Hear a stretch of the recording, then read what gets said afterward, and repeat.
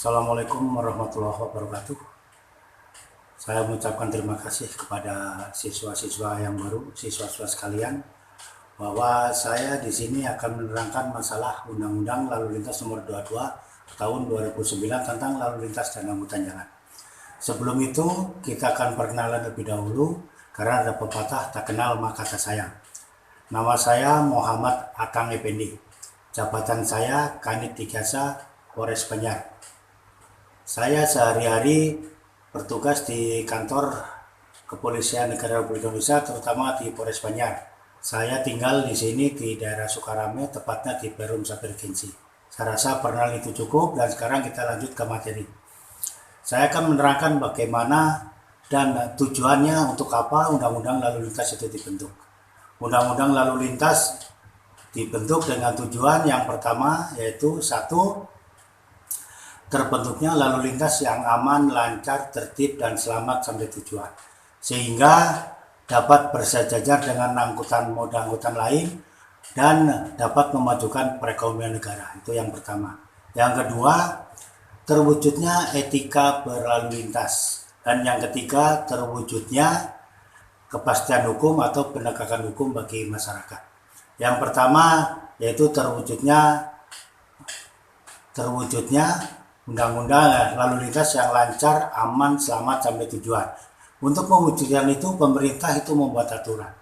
Ya, diantaranya yang pertama yaitu masalah traffic light atau yang disebut rambu-rambu lalu lintas.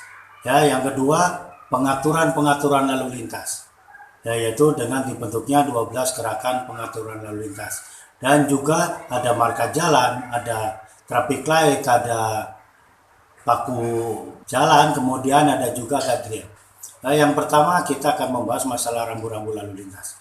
Rambu-rambu lalu lintas diantaranya ada rambu-rambu larangan, rambu-rambu peringatan, ada rambu-rambu perintah, dan ada rambu-rambu petunjuk, ada juga rambu-rambu tambahan. Yang pertama rambu-rambu larangan. Rambu-rambu larangan itu diantaranya kita dilarang masuk, dilarang parkir, dilarang belok kanan, dilarang belok kiri. Yang semuanya itu rambu-rambu tersebut disilang warna merah. Itu namanya rambu-rambu larangan. Kemudian rambu-rambu perintah. Rambu-rambu perintah itu rambu-rambu yang kebalikannya dengan rambu-rambu larangan. Yaitu perintah belok kanan, perintah belok kiri yang tidak disilang warna merah. Itu namanya rambu-rambu perintah. Ketiga, rambu-rambu petunjuk. Rambu-rambu petunjuk itu petunjuk untuk seperti ke kota. Ya, petunjuk kota yaitu kalau misalkan ada tanda panah ke kiri, misalkan Banjar tanda panah ke kiri, berarti Banjar harus belok kanan atau belok kiri. Yaitu rambu-rambu petunjuk, warnanya hijau, tulisannya putih. Itu rambu-rambu petunjuk. Yang keempat, rambu-rambu tambahan. Nah, rambu tambahan itu bisa berbentuk ada warna kuning, ada warna putih. Karena itu tambahan tidak dibuat oleh pemerintah, yaitu dibuatnya oleh perusahaan, seperti ada jalan rusak, ada jalan berlubang, ya ada perbaikan jalan, itu dibentuklah rambu-rambu tambahan. Rambu-rambu peringatan itu warna kuning. Ya, seperti peringatan ada jalan longsor, ya, dan lain-lain, itu warnanya kuning. Atau jalan berlubang, jalan licin, itu namanya rambu-rambu peringatan. Itu yang pertama, yaitu masalah rambu-rambu. Ada juga 12 gerakan pengaturan lalu lintas. Ya, 12 gerakan pengaturan lalu lintas. Yang pertama, stop semua jurusan. Stop jurusan tertentu, stop depan, stop belakang, stop depan dan belakang. Jalan kanan, jalan kiri, jalan kanan dan jalan kiri. Perlambat kanan, perlambat depan, perlambat belakang. Percepat kanan dan percepat kiri. Itu 12 pengaturan lalu lintas. Ya, itu biasanya petugas melaksanakan 12 pengaturan lalu lintas itu kalau misalkan jalan keadaan macet atau di perempatan lampu traffic light mati, itu petugas bisa turun langsung ke lapangan, yaitu menggunakan 12 gerakan pengaturan lalu lintas dengan tambahan bunyi peluit. Ada 3 bunyi peluit panjang, 1 kali berturut-turut dan 2 kali berturut-turut, itu bunyi peluit. Jadi ada 3 bunyi peluit, ada pengaturan 12 gerakan pengaturan lalu lintas. Itu misalkan kita menyetop kendaraan, itu harus dibarengi dengan peluit panjang. Ya, misalkan stop semua jurusan, ya, stop semua jurusan. Itu kita peluitnya panjang. Contohnya tit, yaitu namanya stop semua jurusan. Itu peluitnya panjang. Kalau jalan dari arah kanan, itu peluitnya 2 kali berturut-turut. Jalan dari arah kanan, didit, didit, didit, itu jalan dari arah kanan. Jalan dari arah kiri sama, peluitnya 2 kali berturut-turut. Kalau peringatan seperti percepat atau perlambat, itu peluitnya 3 kali berturut-turut. Contohnya percepat, itu menoleh ke belakang kanan, petugas berdiri, tarik ya ke atas pusat. Peluitnya 3 kali berturut-turut, didit, didit, didit. Itu namanya percepat maupun perlambat. Jadi pengaturan gerakan lalu lintas itu ada 12, stop semua jurusan, stop jurusan tertentu, stop depan, stop belakang, itu peluitnya 1 kali panjang.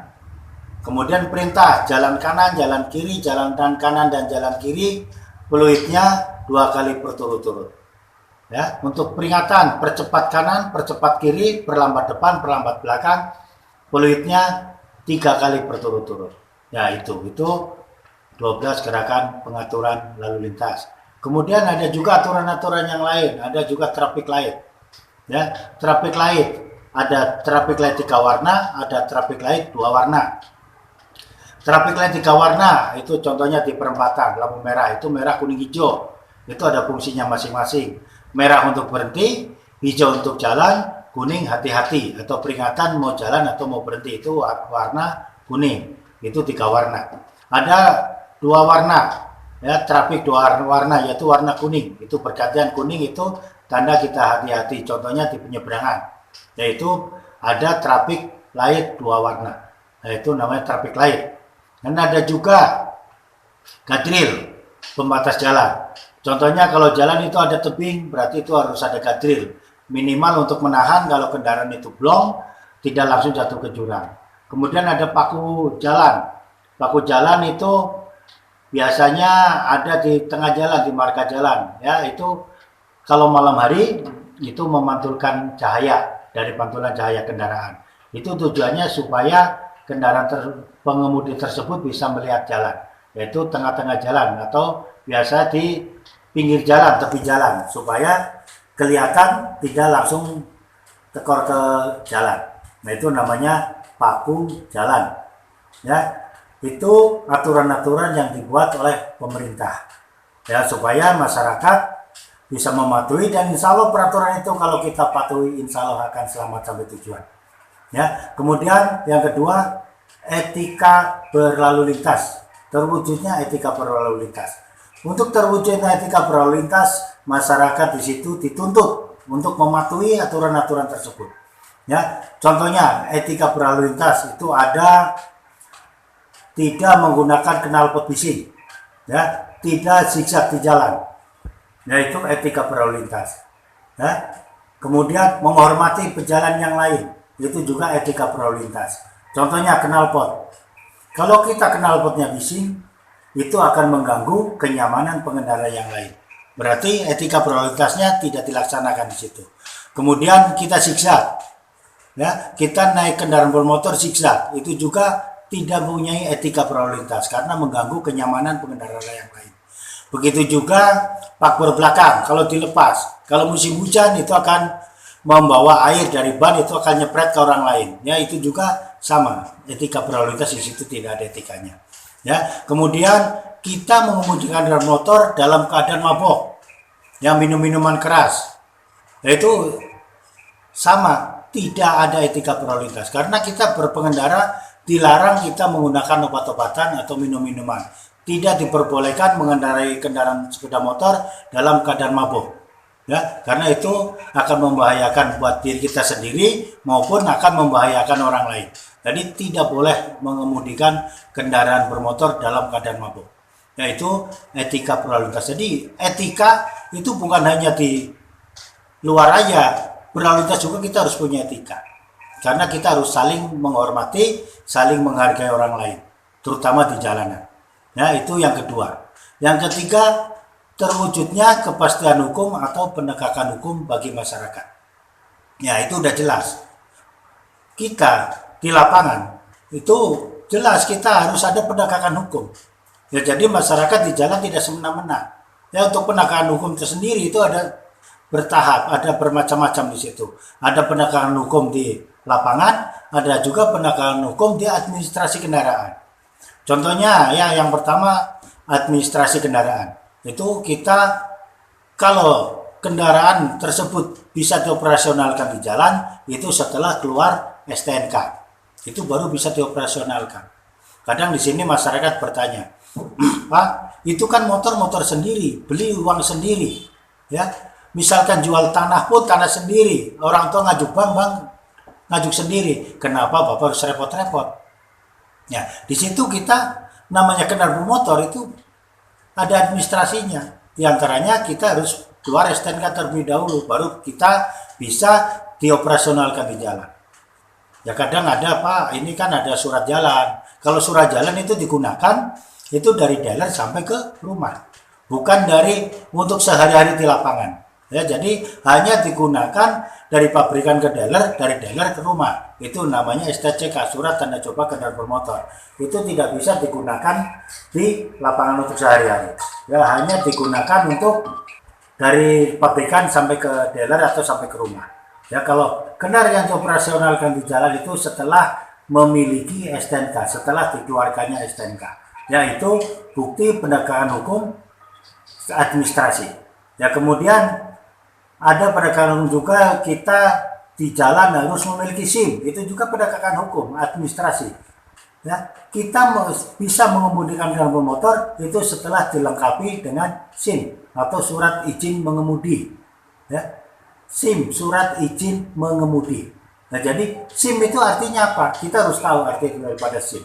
Nah, SIM itu identifikasi yang diberikan oleh kepolisian kepada masyarakat yang telah memenuhi syarat. Yang pertama, syarat administrasi, sehat jasmani dan rohani, ngerti aturan lalu lintas, dan mampu mengemudikan kendaraan bermotor dengan wajar. Itu arti daripada SIM. Nah, jadi harus tahu arti daripada SIM. Jangan sampai kalau ditanya apa arti daripada SIM, surat izin mengemudi, itu hanya singkatan, ya, syarat untuk mengemudikan kendaraan bermotor. Tapi arti dari SIM tersebut itu apa?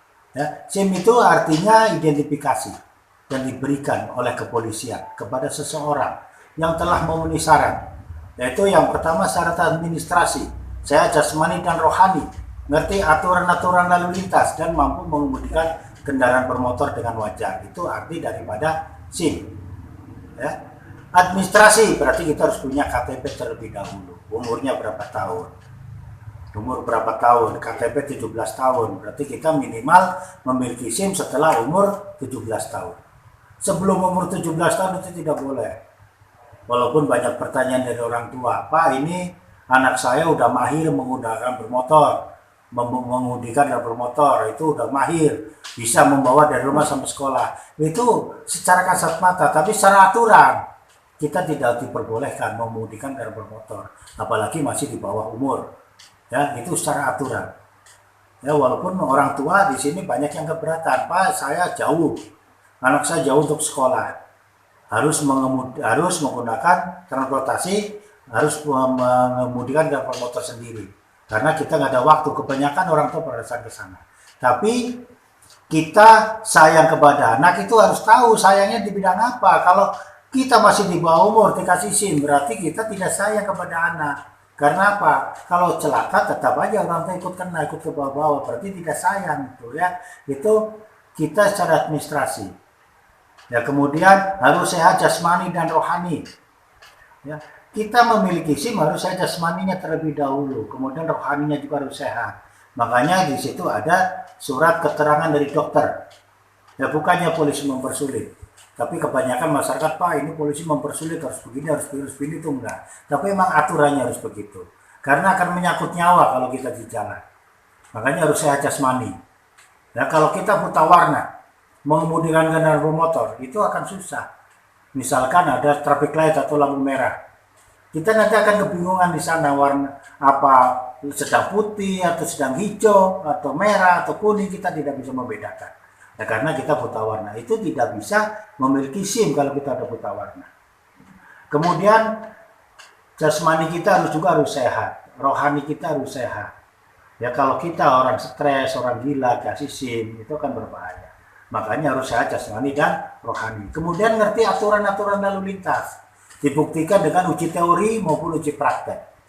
Uji teori contohnya kita harus ngerti aturan-aturan lalu lintas di sana. Ya, di sini kebanyakan masyarakat pada protes ke kepolisian, katanya mempersulit. Padahal namanya uji teori, kita ngerti aturan-aturan lalu lintas. Contohnya rambu-rambu seperti apa. Ya, kita harus bisa membaca dan menulis. Ya kadang kalau kita tidak bisa membaca atau membacanya kurang atau menulisnya kurang. Kalau kita masuk jalan tol ada pintu keluar, kita tidak bisa membaca di sana karena kita kecepatan juga di sini. Ya kita nanti salah masuk, salah belok, salah keluar, kita akan menyasar di tengah jalan ya. Kita tidak sesuai dengan yang kita tentukan nantinya di sana. Nah, tidak pas. Jadi kita harus ngerti aturan di sana. Rambu-rambunya seperti apa, perboden seperti apa, itu aturan-aturan lalu lintas. 12 gerakan, itu aturan lalu lintas, itu kita harus menyelesaikan itu, harus uji teori. Ya uji teori itu soalnya sekitar 30, waktu 30 menit. Yaitu diuji kita. Kalau teori udah lulus, kita lagi ke uji praktek. Ya, uji praktek kita membawa kendaraan bermotor.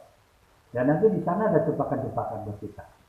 Kita kalau misalkan ujian praktek, dibawa sama ke polisi yang menguji di sana, berhenti di letter S. Nah kalau kita ikut berhenti berarti kita di sana kita belum tahu aturan. Berarti di sana salah kita. Karena letter S tidak boleh untuk berhenti. Ya itu uji teori maupun uji praktek. Ya kemudian kita mampu mengemudikan kendaraan bermotor dengan wajar, dibuktikan uji praktek. Ya kita mampu enggak mengemudikan kendaraan bermotor. Contohnya di tanjakan kita bawa mobil.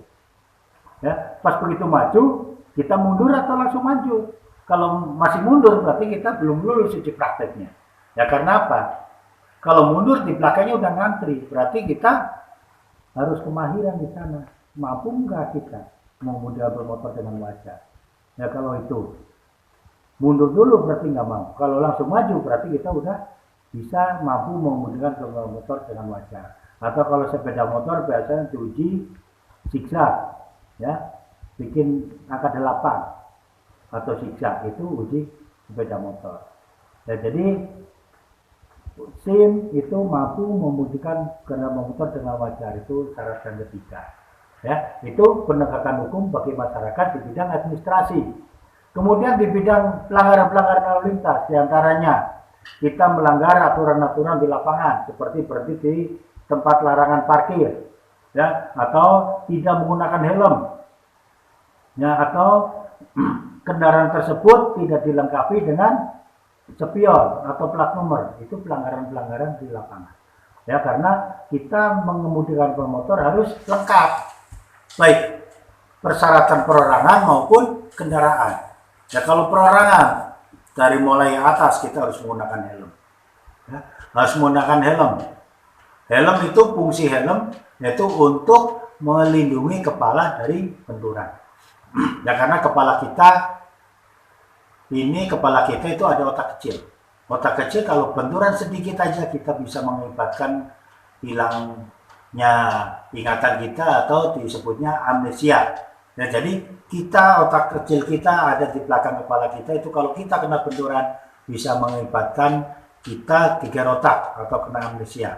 Makanya pemerintah mengeluarkan aturan yaitu Permenhub nomor 75 tahun 92, yaitu yang mengatur tentang tutup kepala yaitu helm. Ya, itu dikeluarkan tahun 92. Ya, makanya aturan itu berlaku sampai sekarang dan nggak tahu sampai kapan ke depannya. Ya, itu karena kepala kita wajib dilindungi, ada otak kecil. Nah, itu peraturan itu bukan oleh kepolisian. Polisi hanya penegakan hukumnya. Aturan tersebut yaitu dikeluarkan oleh Menteri Perhubungan, Permenhub nomor 75 tahun 92. Kenapa tahun 92 ke sini ada peraturan helm? Karena kendaraan sekarang kecepatannya itu tinggi. Ada yang sampai 750 cc. Ya kalau dulu tahun 92 ke sana itu kecepatan paling 60 cc, 80 cc, paling tinggi 100 cc. Kalau sekarang kecepatannya sudah tinggi, makanya ada aturan-aturan termasuk menggunakan helm. Ya, kemudian ke bawah juga kita harus menggunakan baju-baju yang tebal, contohnya jaket. Ya, kalau bisa itu harus pakai decker segala. Kemudian ke bawah pakai celana yang tebal, pakai decker. Kemudian sepatu tinggi. Yaitu syarat-syarat mengemudikan kendaraan bermotor. Karena apa? Kita safety harus dijaga. Safety kita tuh harus dijaga. Keamanan kita, keselamatan kita harus dijaga. Nah, jangan sampai kita mengemudikan bermotor, berangkatnya kita senyum, ketawa-ketawa, kita pulang menangis atau sedih karena kecelakaan lalu lintas. Diakibatkan karena kita safety-nya kurang terjaga, kurang terjamin. Ya, minimal baju lengan panjang, celana lengan panjang, pakai sepatu, jangan pakai sandal jepit. Yaitu kalau kita mengemudikan kendaraan bermotor, itu kelengkapan pribadi. Dan juga kelengkapan kendaraan bermotor dari mulai spion, ya, spion turun ke bawah, ada lampu depan, lampu riting, lampu belakang, ada plat nomor depan, plat nomor belakang, ada juga knalpot, ya, ada juga ban juga kita harus yang standar nasional, jangan sampai kita pakai pelek-pelek yang racing. Ya, pertama kita bahas masalah spion. Spion, fungsi spion itu untuk melihat ke belakang. Jadi spion itu harus kanan kiri, harus dua. Jangan sampai kita menggunakan spion itu hanya satu, karena akan pincang. Jadi kita harus menggunakan spion hanya dua, spion kanan, spion kiri. Fungsinya untuk melihat ke belakang, melihat ke kanan maupun melihat ke kiri. Kalau mau belok ke kanan, lihat spion kanan, belok ke kiri, lihat spion kiri. Jadi kalau spion cuma satu, kita akan pincang nantinya. Jadi spion tetap harus dua, kanan dan kiri. Dan juga harus yang standar. Kalau misalkan merubah bentuk spion, itu harus jangan menghilangkan yang aslinya. Jangan diganti pakai spion yang kecil, sehingga kita tidak leluasa untuk melihat ke belakang. Yaitu fungsi spion. Apalagi ditaruh di bawah gas, di kabel gas, satu lagi. Ya, itu kita tidak akan leluasa untuk melihat ke belakang. Itu fungsi spion. Kemudian lampu. Lampu ada lampu depan, warna putih, lampu riting kanan kiri warna kuning, lampu belakang, lampu rem warnanya merah. Lampu depan warna putih itu tidak boleh diganti. Misalkan pakai lampu LED, ya, itu akan menyilaukan orang lain. Dan juga kita akan kesusahan kalau musim hujan atau kabut. Itu kalau pakai LED itu tidak leluasa, tidak jelas kelihatan kita. Ya, jadi tetap kita harus pakai lampu yang standar dari pabrikan. Dan lampu tersebut wajib dinyalakan, baik malam hari maupun siang hari untuk khusus sepeda motor. Ya, tidak boleh hanya malam aja, siangnya dimatikan, tidak boleh. Harus malam hari, siang hari wajib dinyalakan. Makanya sepeda motor keluaran terbaru itu begitu kontak dinyalakan langsung lampu nyala. Ya, tidak usah langsung pakai kontak, tapi langsung dinyalakan, langsung nyala. Kalau udah langsung dikontak, lampu depan, lampu belakang udah langsung nyala. Nah, itu fungsinya supaya kita nggak usah repot-repot, nggak bisa alasan, oh Pak, lupa ini nggak dinyalakan siang hari. Itu karena wajib. Sesuai dengan Undang-Undang Lalu Lintas Nomor 22 Tahun 2009 Pasal 17 Ayat 2. Ya, Pasal 117 Ayat 2. Ya, ayat satunya yang berbunyi, semua kendaraan bermotor wajib menyalakan lampu di malam hari. Khusus untuk sepeda motor wajib menyalakan lampu di siang hari. Ya, nanti kadang ada yang protes masyarakat. Pak, ini mah polisi udah kerjasama sama perusahaan lampu. Jadi takut supaya lampunya laku, cepat mati. Ya, jadi nanti kalau siang hari dinyalakan terus cepat mati, itu polisi udah kerjasama. Itu bukan. Ya, karena lampu tersebut sudah diuji coba selama 1 bulan di Surabaya. Nah, setelah diuji coba tersebut ternyata mengurangi kecelakaan sampai 20%. Untuk itu akhirnya dimasukkan ke Undang-Undang Lalu Lintas Nomor 22 Tahun 2009 Pasal 117 Ayat 2. Yaitu bukti kita menyalakan lampu di siang hari. Kemudian lampu riting itu kanan dan kiri sama warnanya kuning. Ya, kuning ada tanda kedap-kedip supaya karena itu peringatan. Jadi kedap-kedip warna kuning. Dia mau belok ke kanan atau ke kiri, kita gunakan lampu sen warna kuning baik ke kanan maupun ke kiri dengan cara kita melihat spion dulu, lihat ke belakang dengan menggunakan spion. Ya, jadi tidak usah menoleh ke belakang karena pengemudi di ke belakangnya juga udah tahu dengan menggunakan lampu kita melihat spion, kita tinggal belok. Tapi kita lihat ke belakang, jarak di belakang itu udah dekat atau masih jauh. Itu fungsinya spion untuk melihat ke belakang. Kemudian lampu rem warna merah. Ya, lampu rem warna merah bukti kita bahwa kendaraan di depan direm itu pasti akan berhenti. Akhirnya belakangnya berhenti juga. Jangan diganti warna putih sehingga akan menyilaukan kendaraan yang ada di belakang. Ya, kemudian knalpot harus kita gunakan knalpot standar nasional Indonesia. Jangan menggunakan knalpot bising atau knalpot racing karena suaranya akan kencang mengganggu kenyamanan pengendaraan yang lain. Kemudian ban itu juga kita jangan gunakan pelek 17, masyarakat sebutnya pelek 17. Ya karena tidak nyaman di sana dan bisa mencelakakan kita. Jadi harus yang standar. Kalau pembalap juga gitu biasanya peleknya diganti besar, banyak diganti besar dengan tujuan supaya kita menapak ke aspal, ya menapak di jalan. Ya, kalau peleknya kecil, banyak kecil, kecepatan tinggi itu pasti kita tidak akan nyaman, bisa mencelakakan kita. Yaitu aturan-aturan yang ada di kendaraan kita. Ya. Kemudian kita di sini polisi itu punya moto, yaitu sejuta senyum dalam berpengendara. Artinya apa? Kita kalau pulang berangkat itu berangkat senyum, kita pulang senyum. Jangan sampai kita berangkatnya ketawa-ketawa, pulangnya sedih karena terjadi kecelakaan. Ya karena kita tidak memperhatikan safety kita. Itu moto dari lalu lintas. Jadi sejuta senyum dalam berpengendara. Ya, itu moto dari lalu lintas. Itu yang bisa saya sampaikan pada materi hari ini, dan nanti kedepannya kalau misalkan ada materi-materi lagi nanti akan kita sampaikan untuk periode ke depan. Terima kasih. Wali taufiq wal hidayah. Wassalamualaikum warahmatullahi wabarakatuh.